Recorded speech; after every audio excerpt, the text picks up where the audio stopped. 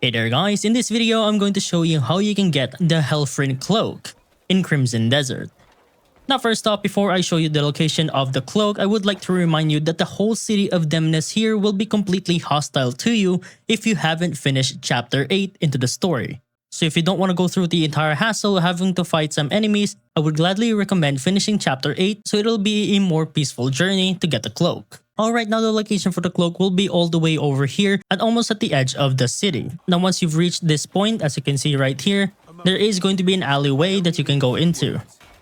Go into here and then jump all the way up here to the top and go inside through that window right here, right above me. Once you've opened up the window, make sure to climb over here and then you'll see a treasure chest that contains the cloak. Now here's the stats for the cloak. It has a defense of 3 and a whopping ice resistance of level 5. And this is what it would look like on Cliff when he is wearing it. And that's pretty much about it on how to get the Helfryn leather cloak in Crimson Desert.